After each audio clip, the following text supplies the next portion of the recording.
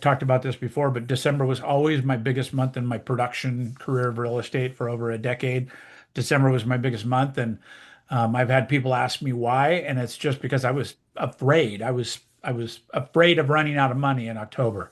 October starting to wind down, kids go back to school, cyclical part of the real estate market. And I'm like, I gotta double and triple everything. So I prospected a lot in October, November, and that led to December transactions and jumping into the new year with transactions. So that was my secret sauce was just absolute fear, fear of running out of money, fear of not providing for my family, and all the other components that lead to motivation, right?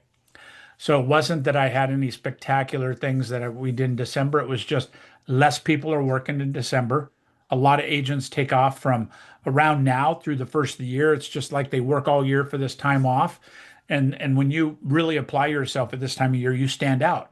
There's less agents, there's more inventory, there's just many things going in your favor if you lean into it. So that might even be the message for the day if you hear me clearly is this might be your time of year to make a difference to get in front of everybody that's going to come back from New Year's celebration all fired up and excited about 2026.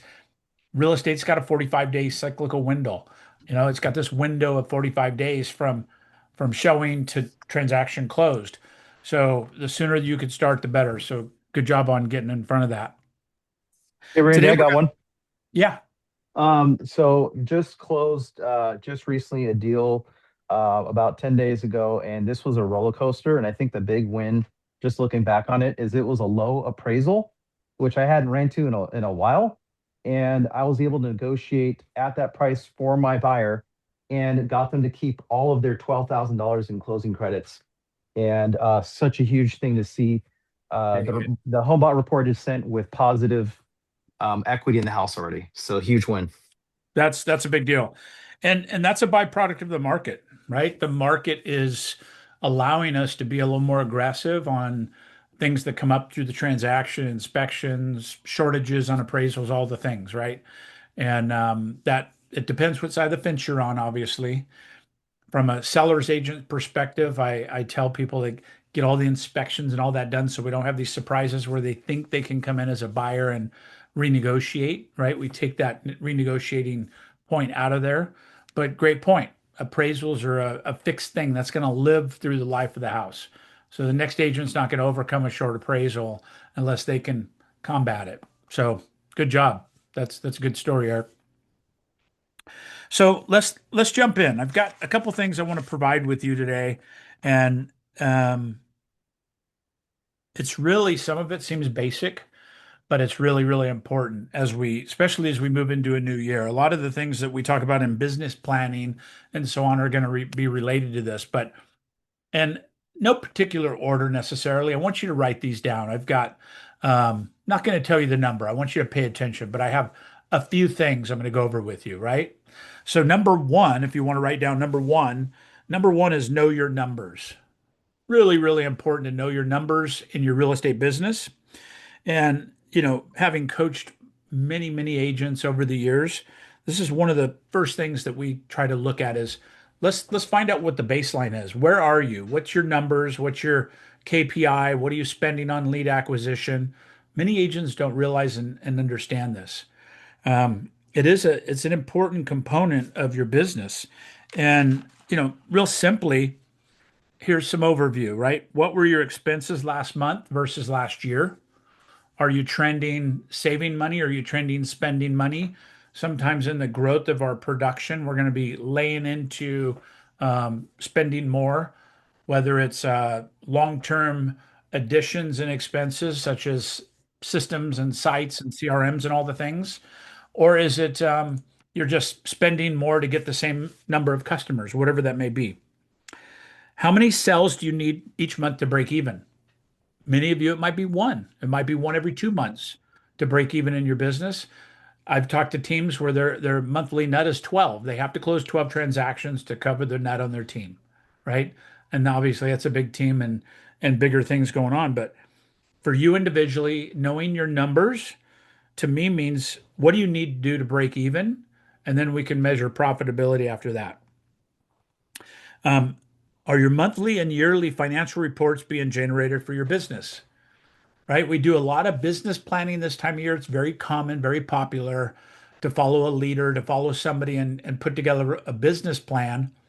But I want it to be more than a dream. I want it to be more than a hope and a wish and a dart to a dartboard, right? I love it when agents can give me scalability of why their business is going to grow rather than just saying, I'm going to do 20 deals this year. Awesome. What did you do last year? I did nine. Why 20? I've always wanted to do 20. What's your game plan to 20? I don't have one, right? I'm going to work harder this year. So really, when we're still on this number one of our numbers, making sure you're reviewing your financials annually, but really breaking them down to monthly and quarterly as well. All right. And then, you know, one of the other key metrics of numbers before we leave this knowing your numbers category is how many calls do you need to make an appointment? There's three components of real estate. Calls, meaning the activity, conversations, which can be improved with skill set, and then appointments, closings, right? Showing sellers, servicing buyers, and servicing sellers, right? Writing the offer.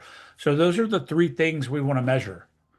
I've seen agents that have spectacular upfront dials, but they don't have a very good contact ratio. I've coached other agents that have a great dial and a great contact ratio, but they don't have a good close ratio. Coaches can fix that. And a mentor, somebody else can look at those and help you change that so you're swinging the pendulum into the right direction of your business. But without knowing those things, it's really impossible to know. You know, Kenny, some of the others have been with me for a long time. This is some of the things we focus on in your business. And as you're looking at 2026, it's really, really important that we do that. You know, and also you can work this backwards. Anybody know how many conversations typically in the real estate market you have to have that translates to a transaction? So, how many conversations do you have to have about real estate to have that equate to a transaction? Anybody have a rough idea? Is it 10? What is it? 10? Okay, 10. Anybody else? Anybody else guess? Higher, lower? 75? Okay, Kenny. We got 10, we got 75. Anybody else? I would say right in the middle of that, say 50, maybe, but Okay. it could be higher. It could be up to 100. Yeah, it's actually 35 is the number. If you look at like existing databases where we have some, it could be a lot lower. It's okay to see an agent that's been in the market for 15 years. They've been in the business. They've got a database that's repeat customers. That could be as low as 10 to 12. But across the board, when I was at Tom Ferry, we did a big survey. It was 35 conversations per transaction. So all of a sudden, when you look at the math, knowing our math, we say, okay, 35 conversations to one transaction. So that means if I want to do 10 deals a year, that's 350 conversations a year. That's easy math to put together, right? 20 transactions closed, 700 conversations. That's a lot of conversations. But if you break this down, if we say, let's say our goal is 20 transactions, and you're willing to put in the grit, the grind, the sweat and the tears and all the things that come into play to do 20 transactions, let's do the math. 700 divided by 12 is 58 conversations per month. Seems a little more manageable. Let's divide that by 4 weeks. Now that's 14 conversations per week. That feels like most agents would say, yeah, I can have 14 conversations in a week. Let's divide that by 5 for a day. 2.9. That's 3 conversations a day on purpose with purposeful minded conversation around real estate, buying and selling, investing, renting, all the things. And that equals a 20 transaction a year business. So if somebody's doing 10 and they want to double their business, I say you have to add 1.5 conversations per day to your business. 7.5 a week. Still seems somewhat like child's play, would you say? Right? But every single time I take an agent that's doing 3, 5, 8, 9 transactions a year, and I look at their business, they have no idea of how many conversations they're having. And so we have no map that we could apply to their business to get them out of that, to get them to double their business. It's not just a lead generation lever, it's actually math, right? Math will set you free. Math will also call your bullshit out. Let's just be honest. You could tell me, show me your numbers and I'll show you your business, right? So, from a coach's perspective, I'm not pulling any punches. This is the real language that you need to hear sometimes to really treat your business like a business, like it is, right? Okay, cool. Okay, so number two, manage your leads. It's important to manage your leads. That's the lifeblood of your business, right? So, do you have a database? If not, start today. I mean, your database, yes, it could be your iPhone. If you're really systematic and you're purposeful about your database in your iPhone, that is a database. I'd much rather you have it translated into a CRM, contact resource management system, a couple different acronyms, but CRM that you can set automations to and set market reports to and set search parameters to. Like I like Bold Trails and Lofty the best. Those are the two that my company provides. There's a lot of companies that are provided Bold Trails, Lofty, and Close, and some of the other ones. But for me, CRM's key, right? Managing those leads in your CRM so you could set up frequency of communication, so you could set up automations, all these things. That's when you really start seeing the benefit of duplication and getting that ROI on your database. And so, typically, if we need to have 700 conversations in a year, we know that if we're contacting them every 3 months, so that's 4 times a year that we're connecting with them, each one of those conversations count towards that math, right? It gets a lot more manageable. That means you only need half of 700 is 350, half of 350 is 175. It means with a database of 175, properly nurtured, properly communicated with, upping your scripts and dialogue language you're having with people so you could have a sales posture language. 175 should equate to about 20 transactions a year, right? And then obviously you can go up from that. I know people that have 4 or 5,000 in their database and they don't do that number of transactions. So usually we're looking for the gap analysis or the SWOT analysis, right? Strengths, weaknesses, opportunities, threats. We're looking at that of how we can manipulate or really manage the contacts to the best they can. All right. Any questions on that so far? Okay, cool. So, number one, I mean, in my world, the minimum you want to get to is 200 contacts. 200 contacts in your database is critical. If you have less than that, or if you have much more than that, I would say pare that down, sort it down, have qualifying conversations with them.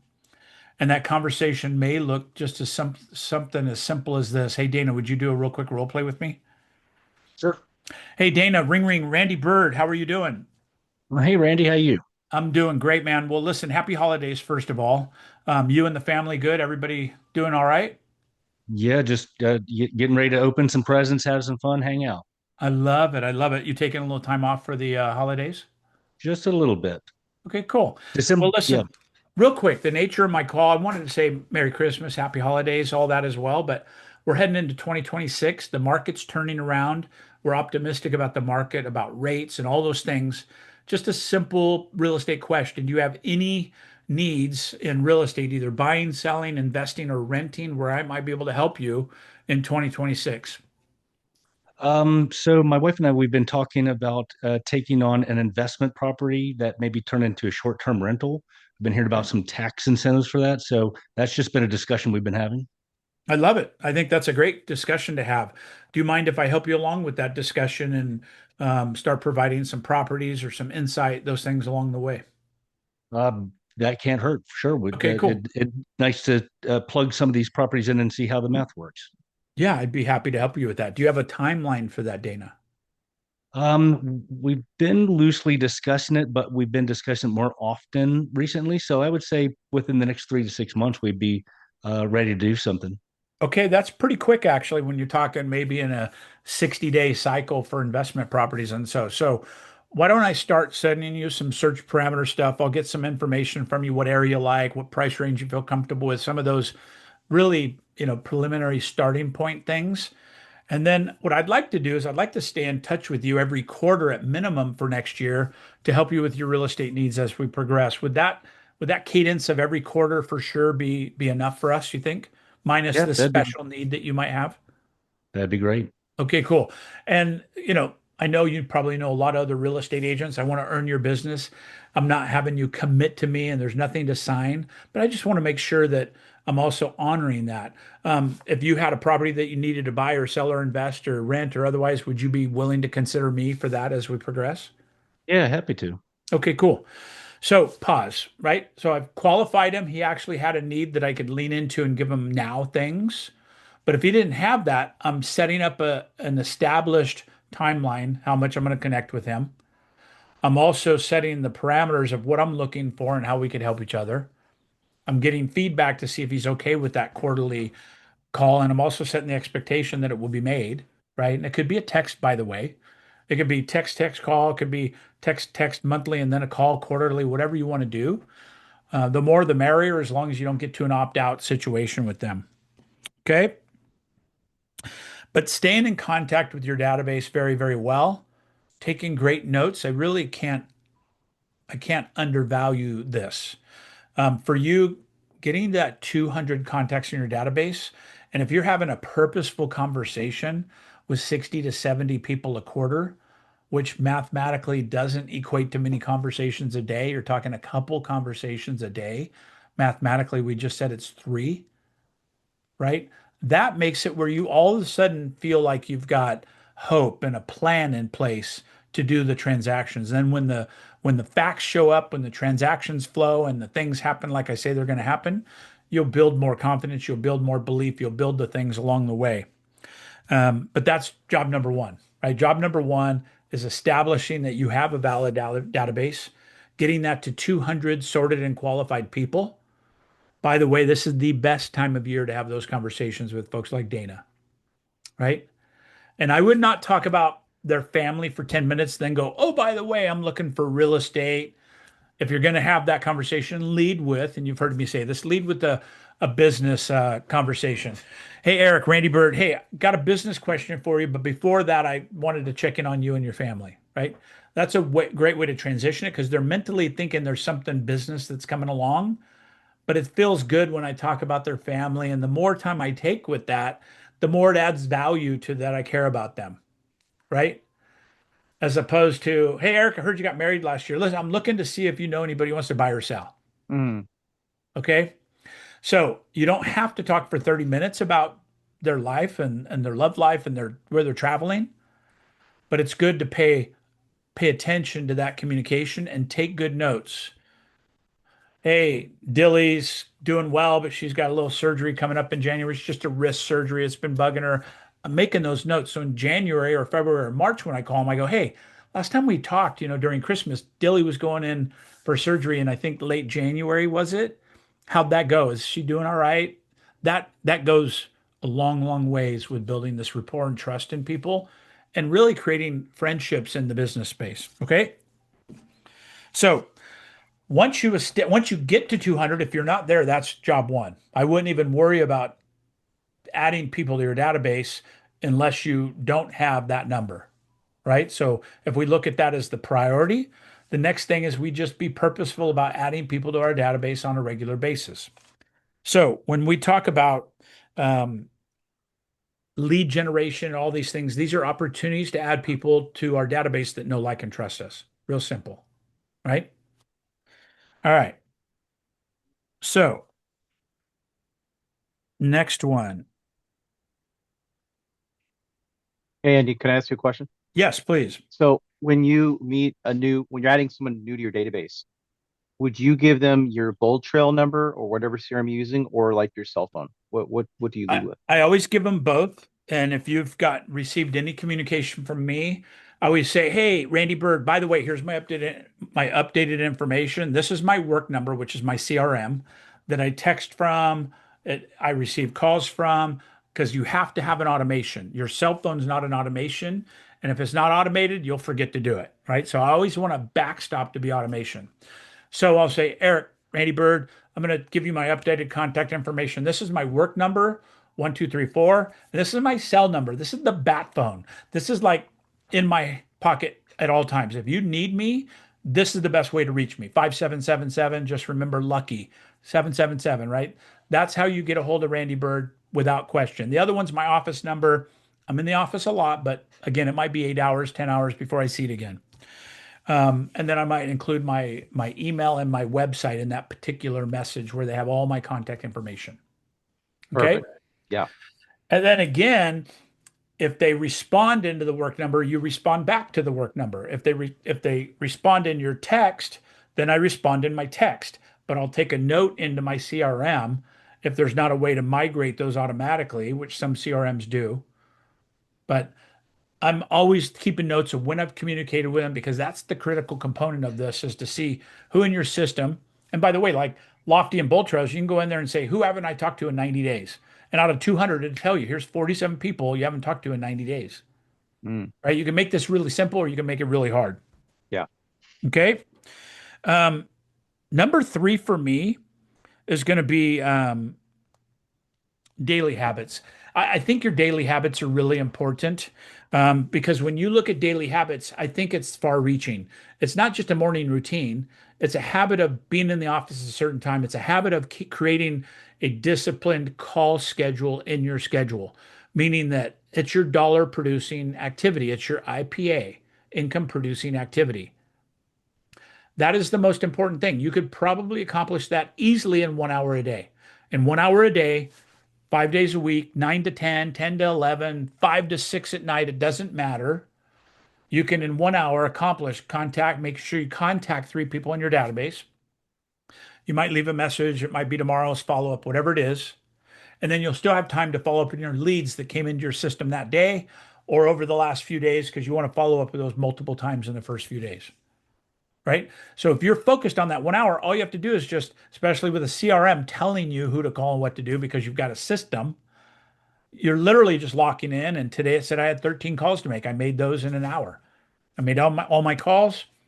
I made 13 calls. I made 2 contacts in those 13 calls. That's my follow-up for the day. I'm done. I can go now, enjoy my day, go do listing appointments, go tour neighborhoods. I've done the meat and potatoes of my business that day. All right. So daily habits, I'm not going into great detail. I've done lots of trainings on this. It's all on my YouTube. You just decide what your daily habit is, but try to get it knocked out in the beginning of the day. If you have like when I was in production really heavy, I had 9 to 11 every day, and then I did 5:30 to 6:30 every evening. And my family knew that was my daddy was home, but I had an hour's worth of calls to make. And I was on the patio with a margarita and a cigar making my calls because that was my reward, right? And I lived on the golf course, sitting on the back porch. I look forward to it. I look forward to getting home, loving on the kids for an hour. At 4:30, I got home. I always treated my business like a business. I was in the office at 7:30. I was home at 4:30 in real estate, right? I wasn't out showing at 7:30 at night. I just made that a choice early in my business. But I was prospecting for the next generation of clients and opportunities. And I look forward to that 5:30 to 6:30 at night because that's when people are home. You've missed them through the day. That's a great time to follow up with them. Okay. Um, Number 4, let's leave it with this one. Your unique value proposition. You've heard me say this before, your UVP, right? What is your personal unique value proposition? It's different for everybody. Are you high touch, high service? Are you luxury? Are you investor? Are you wholesale? Right? You can have multiple identities, but I really want you to lean in to what's your unique value proposition for you. It could be geographical. It could be, dude, this subdivision, I own it. This 1,000 homes around Galt Lake, don't even think about stepping foot in here. It's mine. I own it. That could be your UVP. It could be new home construction. It could be first time home buyers, right? You can see where I'm going with this. There's a lot of different levels that you can accomplish in your business. But if you look at it from a perspective of what am I great at? What am I going to lean into as me being unique? Value proposition, right? That's for you. Again, there's no boundaries on this. There's no guardrails. It's for you. It might be it might be agent attraction. It might be growing your team specifically. You might be a lead generator for your team. Whatever it is, that is yours, and you want to really lean into that piece of it. And then the last number five kind of is a bonus today, and these are in no particular order. I've got a list of 20 that I'm pulling these from, right?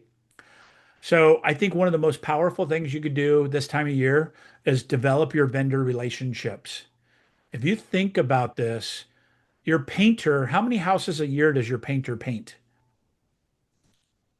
Probably a lot more houses than you sell, right? Most painters are painting a house to two houses per week. That's 50 to 100 houses per year. Each one of those houses are an opportunity for a client. Have conversations with your vendors to create a relationship that's reciprocal. Think about that now. I just mentioned painter, but you have painter, plumber, electrician, handymans, gutter guys, roofing people, carpet cleaners, housekeepers. All those are vendor relationships. And you could pull in their database of people that they're working with, offer deals, offer specials, offer free things, offer service, whatever it is. And that's a way to really expand your database. So you have this database of 200, and now you focus on getting 10, 12, even 20 vendors that are like your main resource, right? You're putting them in your newsletters. You're hyper focused on what you could do to serve them as well. And then if you do this correctly, you can get in their newsletters. So all of a sudden, that one relationship's got an impact of 100 or 200. And guess what? Most plumbers and electricians, they don't have a database. They don't think this way. We could do that for them. Say, dude, I'm going to create a newsletter for you every month. We'll co-brand this newsletter to all your database. All you have to do is give me the database. We'll market them. You'll get to see it first before it goes to them. This is going to be good for you. You're not doing it now. I bet you we can get an extra 10 or 15 jobs a year from this. And by the way, you've exposed yourself to now a whole new market of 100